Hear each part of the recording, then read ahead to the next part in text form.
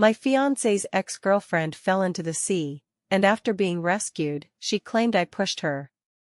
To vent her anger, my fiancé locked me in the freezer. Celia can't swim, yet you pushed her into the sea. How can you be so vicious?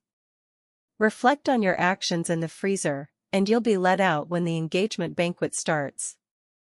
I told him I was pregnant and begged him not to lock me in the freezer. But he said, "Don't try to gain sympathy this way." I watched his retreating figure in despair. He didn't know that his mother had been diagnosed with aplastic anemia. His mother has Rh-negative blood, and only I, who also has Rh-negative blood, could save her. Lock her in the freezer and release her when the engagement banquet begins. Standing on the cruise ship deck, my breath hitched, thinking I had misheard. But Ethan didn't glance at me again. "Ethan, are you insane? The banquet is at 10 tomorrow morning, that's a full 12 hours. I'll freeze to death in there." I roared in disbelief. He glanced down at me. "You've done wrong and deserve punishment. Reflect on it properly inside." I didn't push her. I shouted an explanation. She jumped in herself. The surveillance can prove it. Enough. He interrupted me irritably. I saw her fall from in front of you with my own eyes. If not you pushing her, did she fall by herself? Celia, wrapped in a towel, wiped her tears. I can't swim. Why would I joke with my own life? Ethan glared at me angrily. Did you hear that? Celia can't swim, yet you pushed her into the sea. How vicious. You can't lock me up, I'm pregnant. I suddenly spoke. Originally, I planned to tell you tomorrow at the engagement banquet. He paused, a flash of joy in his eyes. Really? Celia weakly interjected, Yura, are you saying this now to make Ethan let this slide easily? I didn't. I glared at her angrily. Ethan's face darkened. Yura, when did you become so good at lying? I'm not lying, it's true. But Ethan didn't believe me. Shut up. I don't want to hear it. Someone, take her to the freezer. 2 bodyguards arrived and restrained me. I struggled. Ethan, I'm really pregnant. You can't lock me up. Take her away. Seeing no hesitation in him, I shouted, your mother has been diagnosed with aplastic anemia. The doctor said there's no matching bone marrow yet, and only my regular blood transfusions can save her. At that moment, Grace approached and slapped me. What ominous words. Cursing me to die early? Ethan sneered. My mom is perfectly healthy and doesn't need hypocritical kindness from a venomous woman like you. You insisted on harming Celia, refused to admit your fault, and keep lying. You deserve to reflect in the freezer even more. Grace snorted coldly, you've ruined a perfectly good engagement banquet. Using pregnancy as an excuse, who knows how the Lynn family raised you? Tears streamed down my cheeks, my whole body trembling. Take her away. Ethan waved impatiently. Release her at 10 tomorrow morning when the banquet starts. Celia coughed lightly, a smile on her lips but triumph in her eyes. Yura, I'm sorry. I really didn't expect you to be so petty. After all these years, you still don't trust me and Ethan. He and I are really just friends now, nothing more. I was dragged away crying. They pushed me into the freezer behind the kitchen. The door slammed shut with a bang, followed by the lock clicking. The cold air hit me instantly, numbing my hands and feet, my breathing becoming rapid. I leaned against the wall and sat down, hugging my knees. Soon, I felt a stabbing pain in my abdomen.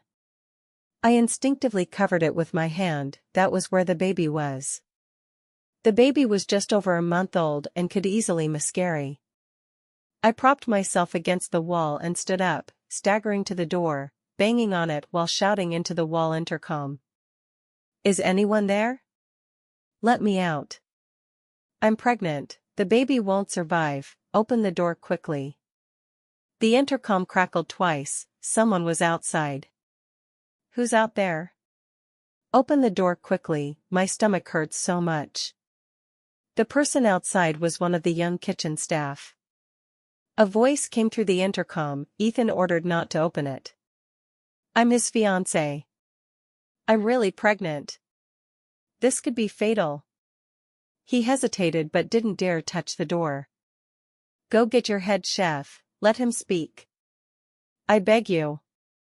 After a while, the head chef came. I cried and begged him, please, let me out, my stomach hurts so much. I'm afraid of miscarrying. Miss Yura, I'm sorry. Ethan said everything you say is false, not a word can be believed. I pounded on the door, I beg you, even if you just let a doctor take a look. I'm not lying, my stomach really hurts. He replied coldly, the door can't be opened. If you're really fine and we open it, we'll be fired by Ethan. We don't dare. After that, the intercom went silent. My heart sank completely. I slid down against the door back to the ground, my legs too stiff to move. The pain in my abdomen grew more intense, as if something was convulsing. Gritting my teeth, I reached into my pocket and took out the ring. This was the engagement ring Ethan gave me, designed together as per our initial agreement. I had arbitrarily added an inscription, planning to surprise him by saying it was for our family of 3. Now, thinking about it, it's truly ridiculous. I looked at the ring on my fingertip and slowly let go. The ring fell to the ground with a crisp sound, finally lying there quietly. The cold air assaulted me, my body temperature dropping lower. After an unknown time, a sudden sharp pain hit my abdomen. I curled up, feeling a warm flow slowly seeping from below. It was blood. I panicked, struggling to bang on the door. Let me out. I'm bleeding. Open the door quickly. No response. I didn't give up, continuing to pound. Until I couldn't lift my hand or speak. Finally, I collapsed on the ground, my face against the cold tiles, my whole body numb. Just as my consciousness was fading, the intercom sounded. Who's in there? I gathered my last bit of strength and shouted, save me. Sister Yura? It was Aiden's voice. Aiden was an orphan I sponsored, and he was surprisingly on this cruise ship too. I forced myself to shout, open the door, please, save me. I heard his anxious reply, wait for me, hold on. Seconds later, the freezer door was pushed open from outside. Warm air rushed in instantly, my vision blackened, and I nearly fainted. Sister Yura. How did you end up like this? Aiden rushed in quickly, his face paling at the sight of me covered in blood. He took off his jacket to wrap around me, squatted down, and hoisted me onto his back. Hold on, the kitchen is empty, they're all asleep. I'll take you to a doctor now. Leaning on his back, my lips trembling and turning purple, save me, the child, save the child. He ran out while shouting loudly. Anyone, doctor, doctor. I closed my eyes, finally unable to hold on. It was already late at night on the ship, most staff had gone to rest. He detoured into the staff passage and found a server still cleaning. Quick! Take us to the infirmary. She's bleeding. The server, seeing me covered in blood, stepped back in fright. The doctors aren't there. What do you mean not there? Aiden roared anxiously. All the doctors went to cabin 1, Ethan said Miss Celia caught a chill from falling into the water and needs priority care, all doctors were transferred there. She's just got a cold? Aiden nearly gritted his teeth.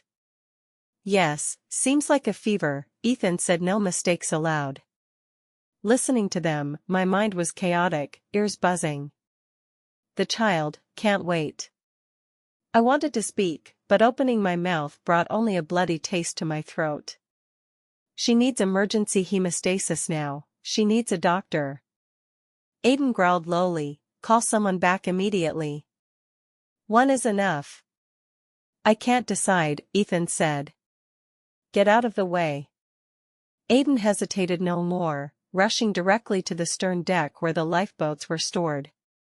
He carried me onto the boat, settled me in a seat, pulled the emergency cord, and the boat slowly slid into the sea. Hold on, Sister Yura, I'll take you back to shore right away. Aiden took off his hoodie, wrapped me entirely in it, and used a life blanket to cover my abdomen. He started the engine while dialing the hospital emergency center. They responded quickly, saying they'd arrive at the shore in half an hour. Sister Yura, hold on, I've notified the hospital emergency center. You'll be fine. I wanted to say thank you, but sank completely into darkness. When I woke again, I was lying in a hospital bed. Sister Yura, you're awake. It was Aiden. I strained to turn my head toward him. The child. He lowered his head, his voice soft, but I heard clearly. The child didn't make it. In that instant, my chest felt smashed by a blunt object. I closed my eyes, tears sliding from the corners into the pillow. Because you were in the freezer too long, with massive blood loss, the doctor said the uterus suffered irreversible damage. My fingers trembled. You may not be able to get pregnant again. His voice choked as he said this. But I had no strength left, just staring quietly at the ceiling. I had been fantasizing about what our family of 3 would look like when the child was born. Seeing me silent, Aiden said angrily, he tortured you nearly to death for his mistress. Sister Yura, he doesn't deserve you. Even Aiden could see that Celia and Ethan were not just friends. I laughed once, I was too foolish, always believing them. But now, the child was gone, and my heart was completely dead. I lowered my eyes. He indeed doesn't deserve it. Aiden stood up. Sister Yura, don't be with him anymore. I gripped the blanket, calmly saying, lend me your phone. He immediately gave me his phone. I dialed a familiar number. A cold, indifferent voice answered, hello, who is this? Hearing his familiar voice, I couldn't help but cry. It's me. Yura? His tone became urgent. What's wrong? I want to go home. The other end paused. Where are you? Binhai Hospital, East Branch. Wait for me, I'll come pick you up. His tone was icy to the extreme. On the cruise ship, the engagement banquet was about to start. Ethan and Celia had just emerged from cabin 1. Celia held his arm, her makeup exquisite, her complexion rosy. Ethan turned to instruct the assistant waiting at the door. Go release Yura. Have her change clothes quickly, don't delay the engagement. The assistant acknowledged and headed toward the kitchen. Ethan led Celia into the banquet hall. Guests were seating themselves one by one, murmuring softly. The Lin and Jiang families joining forces, no one in the circle will dare provoke them. By the way, where's the bride? It's almost starting, and she's nowhere to be seen. Backstage, the host was testing the microphone, and the event staff urged the proceedings. Ethan glanced at his watch, frowning slightly. Why isn't she here yet? Grace was also impatient. Is this engagement happening or not? If not, don't waste time, might as well die in the freezer. Celia coughed twice, weakly saying, she wouldn't still mind me and not come, would she? Ethan's face darkened. She did wrong herself and dares to throw a tantrum? She has to come even if she doesn't want to. Just as he was about to send someone to escort me, the banquet hall door was suddenly pushed open. The assistant ran in frantically. Ethan, bad news. The room fell silent instantly. Ethan turned, his tone deepening. What's going on? The assistant panted heavily, panicking. A large amount of blood was found in the freezer, but Miss Yura is missing. The banquet hall erupted in murmurs. Guests stood up, whispering. What? Bleeding? Person missing? Are they talking about Yura? Ethan furrowed his brows, his face grim. Don't talk nonsense, what could happen to her? The assistant wiped sweat. Ethan, it's true. The freezer door behind the kitchen is open, blood all over the floor inside, but she's gone. Grace scolded, what nonsense are you spouting? If you don't believe me, go see for yourself. Ethan snorted coldly, pushed through the crowd, and strode toward the rear cabin. Grace's expression changed, and she followed. Celia trailed behind, her expression complex, coughing softly as she walked. The freezer door was wide open, cold air pouring out continuously, bloodstains on the floor shocking, a trail of blood extending from the corner to the door. There was also a ring on the ground, strikingly visible in a pool of blood. Ethan picked it up, his face changing instantly. This is our engagement ring. He also saw the letters I had specially engraved on the inside. S was the name they had chosen for the child during their talks about the future, suitable for either a boy or a girl. The moment Ethan saw the letters, he remembered. His chest ached dully, he clenched the ring and roared, "Where's the surveillance?" The assistant immediately handed over a tablet. The footage fast-forwarded. I was collapsed on the ground, curled up, face pale, legs soaked in fresh red blood. I struggled to bang on the door, eventually unable to lift my hand, convulsing and falling. Minutes later, a figure rushed into the frame. It was Aiden. He carried me out. The surveillance froze on that frame, blood spreading everywhere, horrifying. Ethan's face turned ashen. Grace swayed. My grandson, she was really pregnant. Celia interjected at this moment. She wouldn't have conspired with Aiden beforehand, would she? What? Otherwise, why was he so eager to save her? Look how proficient his actions were. Has she been involved with him? Otherwise, escaping like eloping is too strange. Enough. Ethan roared fiercely, his gaze piercingly cold. Yura wouldn't cheat. She wouldn't joke with her life and the child's. Celia's face paled, her tone weakening. I'm just worried you've been deceived. She wouldn't deceive me. After saying that, Ethan suddenly realized. Everything I said yesterday was true. He panicked. Quick. Check the entire cruise ship surveillance, see where they are? Yes. Soon, he learned I was taken away by Aiden in a lifeboat. He immediately ordered, turn back. Turn back now. Contact hospitals, find where Yura is, immediately. Grace also said, ask the hospital if the child was saved, how is she? Celia panicked a bit, pulling Ethan.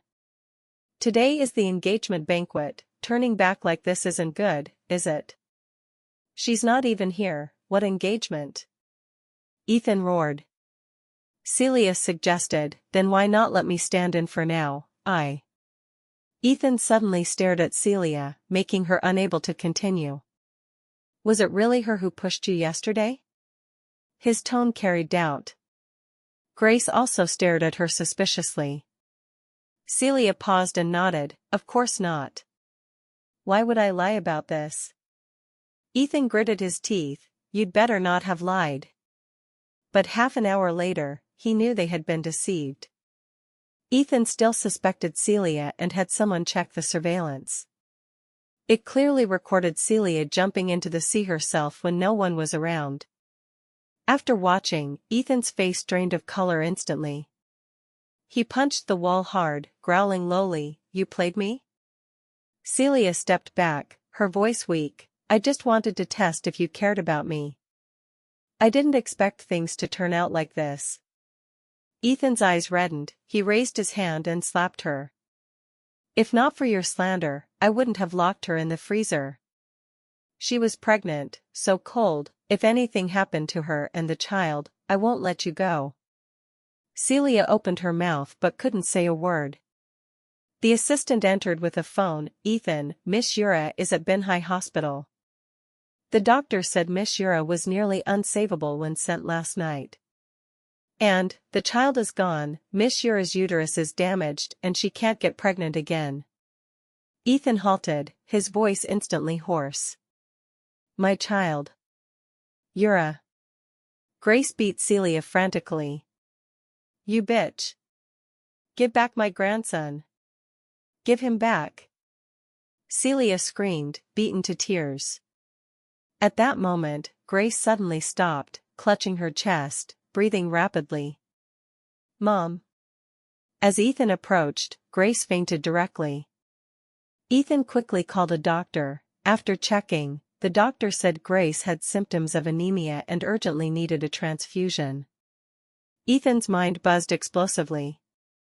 He recalled Yura's words before being locked in the freezer. Your mother has been diagnosed with aplastic anemia. The doctor said no matching bone marrow yet, only my regular transfusions can save her. His face changed drastically, he immediately ordered to speed up the return. Once at the dock, he drove to Binhai Hospital. After settling Grace, the doctor told him, your mother's blood type is rare, but yesterday, to save a miscarrying girl, the stock of Rh-negative blood was all used up. Now, we can only find someone with that blood type to donate, but such people are few. Currently, it seems only Miss Yura, the one we saved yesterday. Ethan's face turned deathly pale instantly. You said, who? His voice was low and hoarse. Yura. The doctor repeated. When saving her yesterday, the hospital used the last batch of Rh-negative blood stock. She lost too much blood, if not for the match, she might have already. The doctor didn't finish, but he was already frozen. Everything was because of him. If he hadn't locked me in the freezer, I wouldn't have miscarried and lost blood, nor used up the hospital stock. Today, Grace would have blood for transfusion. Ethan still hoped I would donate blood. After asking my room number, he rushed out. But at the door, he was stopped by the caregiver. Sir, Miss Yura said no visitors. I'm her fiancé. My mom urgently needs her blood to save her life, I must see her. The caregiver was stunned, then calmed. Miss Yura instructed not to see anyone coming for her blood, she also said she won't save anyone. Ethan stood stunned. Won't save? She said she won't save Madam Grace and won't accept visits. The caregiver repeated. Ethan's face sank inch by inch. I just want to see her once, say a few words, just a few, it's a matter of life and death. I'm sorry, she was clear about refusing to meet. Ethan gritted his teeth, finally saying nothing, and turned to leave. Back in the ward, Grace was still unconscious on the bed. The doctor sighed repeatedly, if we can't find a matching blood type soon, we can only maintain with suppressive drugs, unsure how long she can hold on. Ethan leaned against the wall outside the ward, silent. A nurse came out, saying Grace was awake. He went in. Grace looked at him, her voice weak. Found blood? Ethan hesitated, shook his head. Still contacting. Isn't Yura Rh-negative? She asked. His voice low, she's unwilling. Why won't she save me? I'm her future mother-in-law, how can she be so heartless? Ethan's eyes reddened. Mom. If we hadn't disbelieved her, causing her miscarriage and nearly freezing to death, she wouldn't refuse today. Grace's face stiffened, silent. Meanwhile, in Binhai Hospital's East Ward. I leaned on the bed, face pale but eyes calm. My brother Sean sat beside, holding the report. Has Ethan come? He asked. My tone flat, yes, but I didn't see him. My brother looked at me, his expression softening. Not seeing him is right, someone like him doesn't deserve to see you again. I nodded. The child is gone, and I can't have another. I looked out the window. My brother comforted, you still have me, I'll find the best doctors to treat you. Brother. I couldn't help crying. I don't want to stay in this city. I'll arrange it. My brother asked, when do you want to leave? Tonight. Okay. My brother stood up.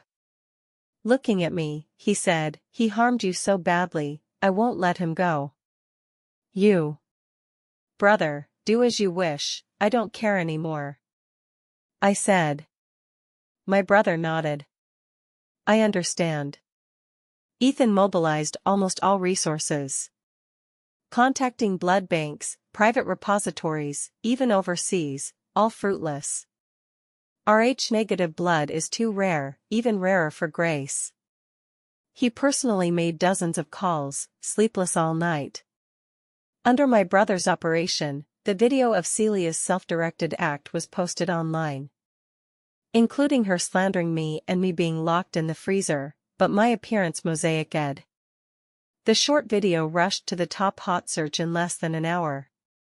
It stirred up 1,000 waves. Netizens commented en masse. Damn, what a drama, jumping into the sea herself to frame others, what a ruthless person. Locking his pregnant fiancé in the freezer, is Ethan even human? It gives me chills, locking a newly pregnant woman in the freezer for so long, that's practically murder. At the same time, my miscarriage, near death, and refusal to save Grace also hit hot searches. But netizens sided with me. Yura was tortured like that, and they expect her to save the Jiang family's life? Do they think lives are cheap? Ethan doesn't deserve it, serves him right. Though we can't see or find any info about you, beautiful sister, please don't forgive him. Influenced by public opinion, Jiang family stocks plummeted. Ethan was called to an emergency board meeting, all directors demanding explanations. Finally, Ethan only said, I'll handle it. Celia was also exposed thoroughly.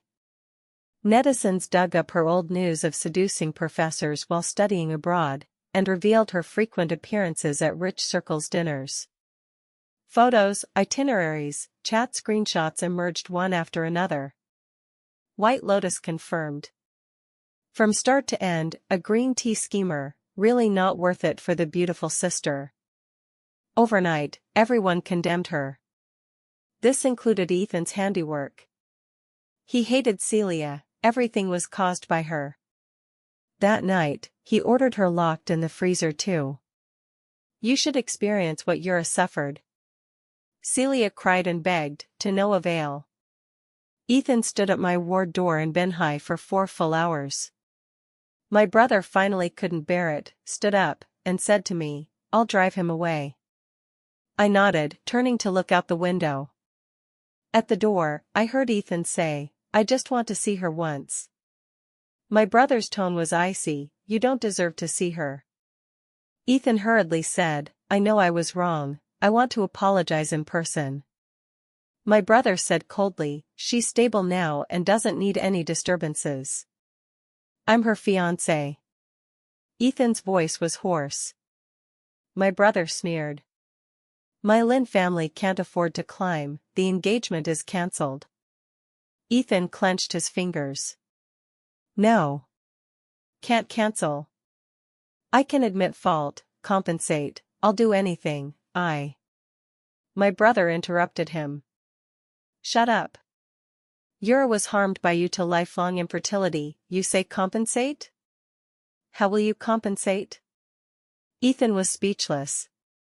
My brother growled lowly, scram. Ethan lowered his head, then suddenly raised it, shouting toward the ward, Yura, I was wrong, please let me see you once. We've had years of feelings, are you really so heartless? My brother was furious and punched Ethan directly. Shout again, and I'll make you leave lying down. Hearing the commotion, I turned toward the door. Seconds later, I got out of bed and came to the door. Brother. Yura, why did you come out? Ethan's eyes lit up seeing me. Yura, I was wrong, I came to apologize. Please forgive me, give me one chance. I looked at him coldly. Ethan, we're over, don't come find me again. Ethan paused. Yura, you're really giving me no chance? He knelt with a thud. Sorry, I killed our child. Yura, forgive me, just this once, I really know I was wrong. He lowered his head, crying heartbrokenly. I remained unmoved. Ethan, the moment you didn't believe me and insisted on locking me in the freezer, you already had no chance. Scram. I turned back into the ward, not glancing at him again. My brother snorted coldly and shut the door directly. On the day I left, police took Celia and Ethan away. Charges were intentional injury, illegal detention, and multiple economic issues like corporate financial fraud and fund misappropriation. Evidence was solid, undeniable. When the court sentenced, I was abroad. My brother called to tell me. Ethan got 25 years, Celia 10. He also said, his mom died too, couldn't get blood from the bank recently, couldn't be saved. I had no reaction. Irrelevant to me now. My brother paused. Ethan asked someone to tell me he wants to see you once. I won't see him. Okay. But days later, a package arrived at my home. Opening it, I found the ring I had thrown away, still with dried blood. I laughed lightly and tossed it into the trash. After recovering, I opened a jewelry design studio abroad. Aiden, who saved me, was brought into logistics by my brother. Half a year later, he applied to come abroad. I want to care for Sister Yura. He said that. My brother approved. So he became my exclusive assistant. A year later, my personal jewelry brand YL gained some fame in the industry. Half a year later, I adopted a little girl named Nia. She was 5, with clear eyes, resembling my past self at first sight. When she arrived, she timidly asked, "Auntie, will you abandon me?" I hugged her. No. From now on, we're family, forever together. She smiled like spring sunshine. We lived together, watering flowers in the morning, drawing and reading stories at night. Nia called me Mom. Aiden uncle, and life gradually stabilized. That evening, I took Nia for a beach walk. Holding hands on the sand, she carried a small shell bucket, picking shells and turning to smile at me. Mom, this is so cute. Then let's take it back to dry. The sunset fell, illuminating the sea in golden red. The wind blew, neither cold nor hot, just right. I turned my head and saw Aiden with a camera, standing nearby. He raised his hand to photograph us, capturing the scene. I held Nia's hand, walking slowly forward on the wet sand, footprints deep and shallow. Heading toward our hopeful future.